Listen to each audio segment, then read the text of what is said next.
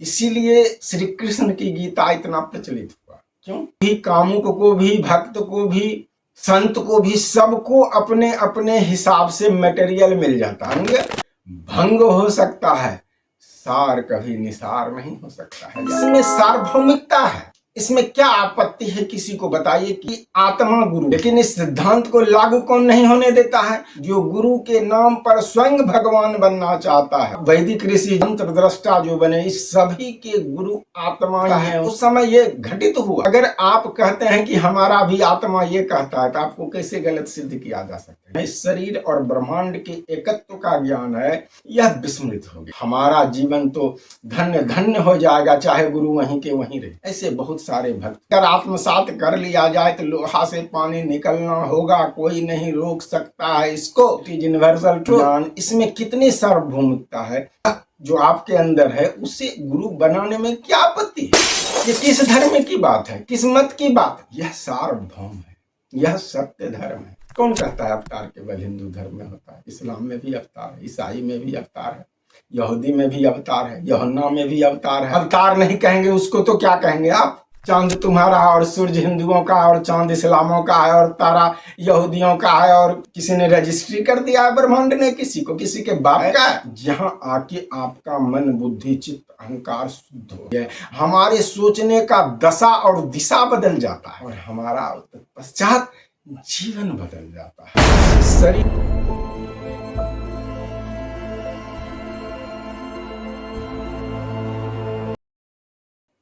आपको यद्यपि कुछ भी आप कल्पना कर लेंगे, हमारे ग्रंथों में सब कुछ मिल जाएगा। केवल गीता को ही ले लीजिए ना। श्री कृष्ण के गीता में अच्छे से अच्छे लोगों को उसके सिद्धांत की पुष्टि हो जाती है, और बुरे से बुरे लोगों को भी उसके सिद्धांत की पुष्टि हो जाती है। इसीलिए श्री कृष्ण की गीता इतना प्रचलित हुआ। क्यों? कि अत्याचारी को भी, दुराचारी को भी, कामुक को भी, भक्त को भी, संत को भी, सबको अपने अपने हिसाब से मटेरियल मिल जाता है वहां सिद्ध करने के लिए। देखो गीता में ये लिखा हुआ है, देखो गीता में ये लिखा हुआ है। सबके लिए कुछ ना कुछ मिल जाता है, और उस चीज को पकड़ के वो आगे चल देते हैं। अब मुझे भी कह सकते हैं, मैंने भी कुछ पकड़ के याद आगे चल दिया, ठीक है, परंतु मैंने जिसे पकड़ के आगे चला वह मूल है, वह सार है। बाकी आप जिसको पकड़ के चल रहे हैं वो सारे के सारे अंग है। अंग भंग हो सकता है, अंग भंग हो सकता है, सार कभी निसार नहीं हो सकता है, याद रखिएगा। सार कभी निसार नहीं हो सकता। वही सार है, यह चेतना, यह आत्मा, यह परमात्मा जिसको कहते हैं, चेतनता जिसको कहते हैं, कंससनेस जिसको कहते हैं, यह ज्ञान सत्य धर्म जिसको कहते हैं, यह सार है। ये कभी निसार नहीं हो सकता है। जो अंग है इसका, सत्य धर्म का जो अंग है, सनातन, इस्लाम, ईसाई, यहूदी, यहोवा, यूहन्ना, बौद्ध, पारसी, ओशो, फलाना ढिकाना, जितने हैं ये सभी के सभी अंग हैं। इन सभी धर्मों का भंग होना है, तय है। लिख लीजिए, तय है। और केवल इस संसार में, पहले मैंने कई बार कहा है, सत्य धर्म ही केवल रहेगा जो सार्वभौम होगा। इसमें सार्वभौमिकता है। इसमें क्या आपत्ति है किसी को बताइए कि यदि मान लीजिए जिसको आप धर्म कहते हैं, यदि हिंदू है या सनातन जिसको कहते हैं, तो हम कह रहे हैं कि आत्मा गुरु है। वेद ने, शास्त्र ने, उपनिषद ने, सबने इस सिद्धांत को दिया है। लेकिन इस सिद्धांत को लागू कौन नहीं होने देता है? तो जो गुरु के नाम पर स्वयं को पूजवाना चाहता है, जो गुरु के नाम पर स्वयं भगवान बनना चाहता है, जो गुरु के नाम पर अपने इच्छाओं की पूर्ति करना चाहता है, जो गुरु के नाम पर अपने वासनाओं, कामनाओं की पूर्ति करना चाहता है, वैसे व्यक्ति ही इस संसार में आत्मा गुरु के सिद्धांत को लागू होने में बाधित किया है। यद्यपि जिसे जानना है, प्राप्त करना है, वो कर ही लेते हैं, परंतु ऐसे व्यक्ति, ऐसे संत ही जो आज गुरु की विशेषता बताते हैं, गुरु की महिमा बताते हैं, ज्यादा सत्संग आप सुनिए, जहां सुनेंगे यही सुनने के लिए मिलेगा। गुरु की विशेषता, गुरु की महिमा, वो इसलिए बार बार आपको गुरु की विशेषता, गुरु की महिमा सुनाते हैं कि आपको उन्होंने दीक्षा दिया, आपका वो गुरु है, आप उनसे चिपके रहिए और उनके मनोनुकूल उनके इच्छाओं की पूर्ति करते। ये यथार्थ है, यही यथार्थ है। और उनको पता होते हुए भी कि आत्मा गुरु है, वो इस ज्ञान को नहीं फैलाते हैं। क्यों? आत्मा गुरु है, आत्मा का उनको पता ही नहीं। आत्म साक्षात्कार, आत्मज्ञान उन्होंने प्राप्त ही नहीं किया और आत्मज्ञान का बात भी करते हैं और स्वयं को गुरु बता के पूजाते हैं।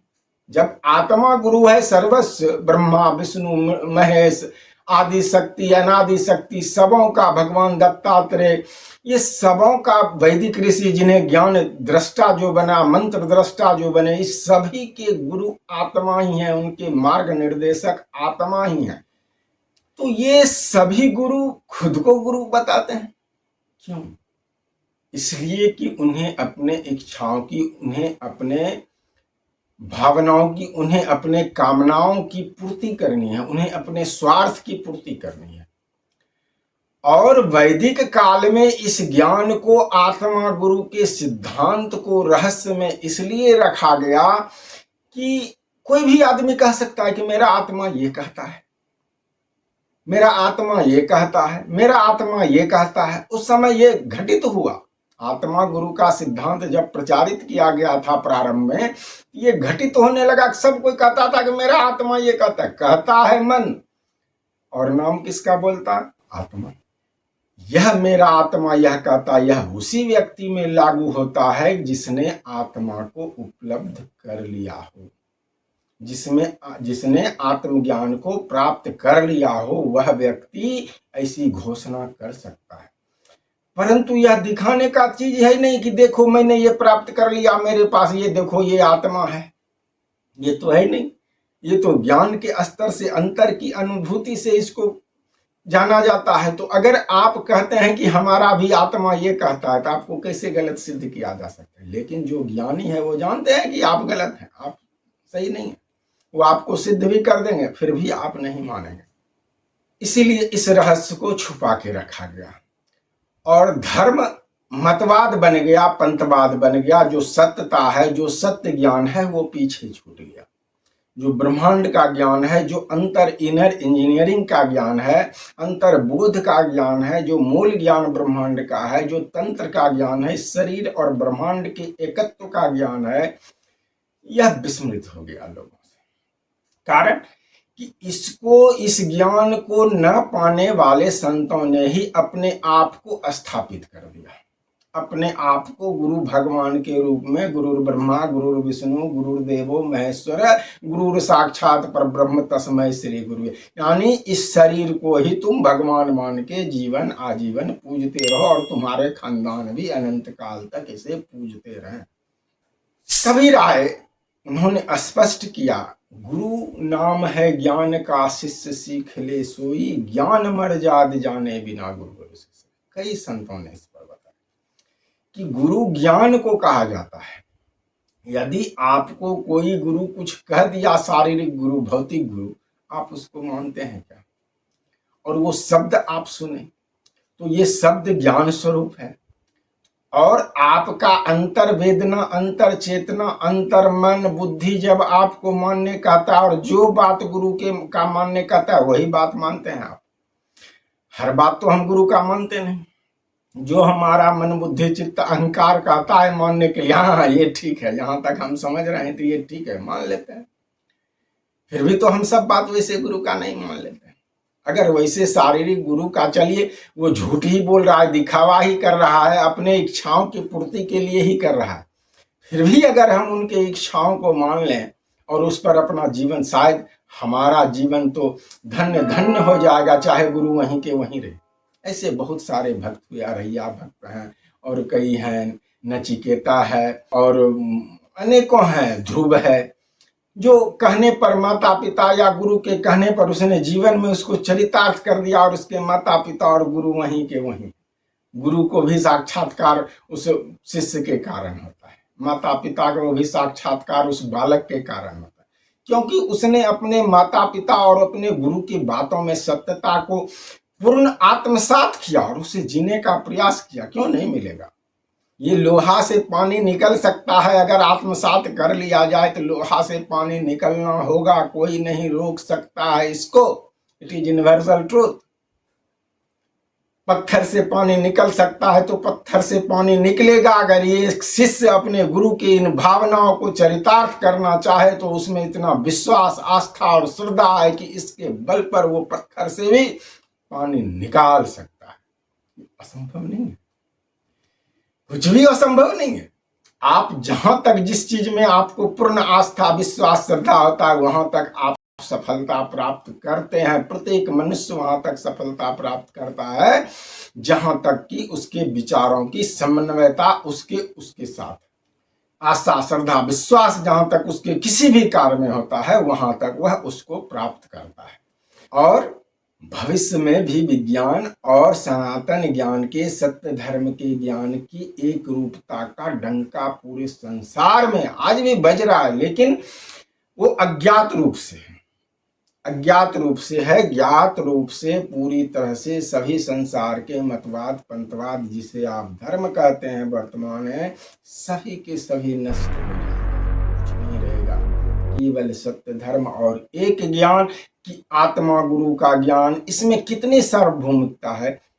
मैं अगर कहूं कि मैं आपका गुरु हूं तो दिक्कत है भाई। एक हिंदू, एक मुसलमान, एक ईसाई, एक सिख, एक यहूदी, एक यहुना, चलिए यहाँ धर्मवाद मतवाद पर ही सोचेंगे तो ये हिंदू क्यों मेरा गुरु होगा? इन सभी धर्म वालों मत वालों का नहीं होगा। लेकिन आत्मा गुरु है आपका, आपका आत्मा हिंदू है कि मुसलमान है कि सिख है कि ईसाई है कि यहूदी है कि यहुना है कि बौद्ध है कि जैन, क्या मतलब है? आपकी आत्मा आपका गुरु। आप आत्मा तक पहुंचने का प्रयास करें मन को गुरु बना के। मैंने तो कहा जब तक आप आत्मा को प्राप्त नहीं कर लेते हैं तब तक आप मन को गुरु बनाएं और मन को गुरु बना के आत्मा को समर्पित कर दें कि ये मन आपका चेला है। आत्मा गुरु तो आप हैं, ये मन आपका चेला है। जब तक मैंने आपको पाया नहीं तब तक ये मन पर चलता हूं, लेकिन आप इसको संभालिए।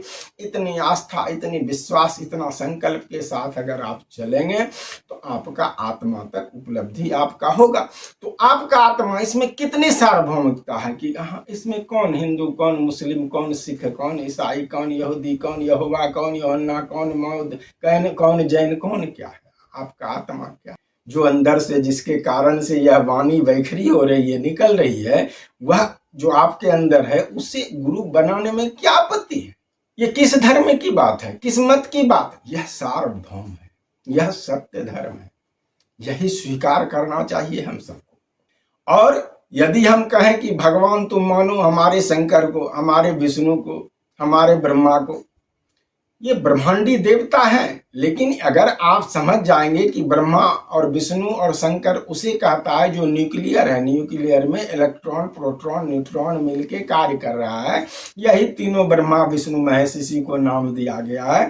तो आप ब्रह्मा विष्णु महेश ना बोल के इलेक्ट्रॉन, प्रोटॉन, न्यूट्रॉन को आप मान लीजिए त्रिदेव, क्या आपत्ति है? सार्वभौमिकता है। चाहे आप ब्रह्मा विष्णु महेश बोले ना बोले, अगर आप उसी तत्व को इलेक्ट्रॉन, प्रोटॉन, न्यूट्रॉन के नाम से ही अगर आप ईश्वर मान लेते हैं, भगवान त्रिदेव मान लेते हैं, क्या आपत्ति है? यह तो सार्वभौमिकता। मैं नहीं कहता हूं कि आप शिव माने, ब्रह्मा माने, विष्णु माने, आप वही इलेक्ट्रॉन, प्रोटॉन, न्यूट्रॉन मान लीजिए, तीन शक्ति मान लीजिए, आप समझ गए त्रिदेव।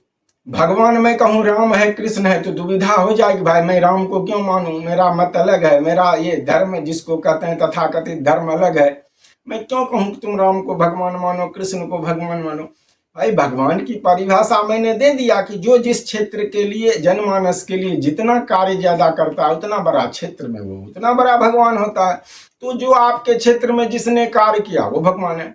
कहता ये केवल अवतार ये हिंदू धर्म में ही क्यों होता है? कौन कहता है अवतार केवल हिंदू धर्म में होता है? इस्लाम में भी अवतार है, ईसाई में भी अवतार है, यहूदी में भी अवतार है, यूहन्ना में भी अवतार है, यहोवा में भी अवतार है, बौद्ध में भी अवतार है। अरे बुद्ध को तो विष्णु अवतार कह ही दिया गया, नागार्जुन अवतार है, जैन में महावीर और कितने हैं तीर्थंकर, सभी अवतार ही हैं। और इस्लाम में इतने हैं पैगंबर हैं, ये सब अवतारे हैं। वो हातिम ताई हैं और कितने ऐसे कहानी हैं जिसको सुनते हैं, वो सब क्या है? भगवान है। जो संसार के लिए किसी एक व्यक्ति के लिए अपने जीवन का प्राण न्यौछावर कर दिया, वर्षों वर्ष लगा दिया। हातिम ताई और सिंदबाद जैसे कहानी को जब इस्लाम का आप सुनेंगे तो जो एक व्यक्ति के लिए अपने जीवन को लगा देता है, अरे वो भगवान नहीं तो क्या है? क्या कहेंगे आप उसको? अवतार नहीं कहेंगे उसको तो क्या कहेंगे आप? तो कौन कहता है हिंदू में केवल अवतार? इस्लाम में भी अवतार, ईसाई में भी ऐसे बहुत लोग हुए जिसको आप एक ईसा मसीह कह सकते हैं, ऐसे अनेकों लोग हुए। आप उसको अवतार न कह के आप उसको मानते ही नहीं अवतार, आप उसको साधारण मान लेते हैं, या अल्लाह का नेक बंदा कहते हैं। अल्लाह का नेक बंदा मतलब भगवान, अवतार वही है। तो आपके समझ में केवल अंतर है कि केवल हिंदू में भी अवतार है। अवतार हर एक चीज में, यहां तक कि आप मनुष्य को तो छोड़िए, प्रत्येक जीव में कीटाणु से कीटाणु में जो श्रेष्ठ कीटाणु है, जो अपने जाति कीटाणुओं के लिए कार्य करता है, वह भी अवतार है, वह भी भगवान है। उस कीटाणु के लिए तो वही ना भगवान है जो उसके उद्धार के लिए कार्य कर रहा है। एक चींटी के पीछे देखिए हजारों चींटी चलता है, एक जानवर के पीछे हजारों जानवर बना लिया है उसको, यही मेरा मुखिया, वही उसका भगवान है। तो आपका भगवान आपका है, जो जिस क्षेत्र के लिए जिसके लिए कार्य किया उसका भगवान उसका है, सब है। तो इसमें कितनी सार्वभौमिकता है बताइए? इसमें कोई अंतर है? कोई भेद है? और सबके अंतर से ये बोलना जिसके कारण निकलता वही उसका गुण। और संपूर्ण अस्तित्व, संपूर्ण सृष्टि ईश्वर है, ये किसका है? अरे भाई ये किसका है? सूर्य, चांद, सितारा, आसमान, ये किसका है? वायु किसका है? अग्नि किसका है? हिंदू के बाप का, मेरे बाप का। बपोती लिखा हुआ है रजिस्ट्री के वाला। चांद तुम्हारा और सूर्य हिंदुओं का और चांद इस्लामों का है और तारा यहूदियों का है और फलना चीज ढकाना चीज बौद्ध का है। ये किसी ने रजिस्ट्री कर दिया है ब्रह्मांड ने किसी को? किसी के बाप का है संपत्ति? नहीं है, ये सबका है, चराचर जीव का है। ये ब्रह्मांड रूपी ईश्वर चराचर जीव का है। ये पंच तत्व चराचर जीव का है। चराचर जीव का शरीर इसी पंच तत्व से बना। ये पंच तत्व देवता है सभी जीवों के। धर्म की तो बात छोड़िए, मतवाद पंथवाद मनुष्यों को तो की तो बात छोड़िए, ये सभी जीवों के लिए।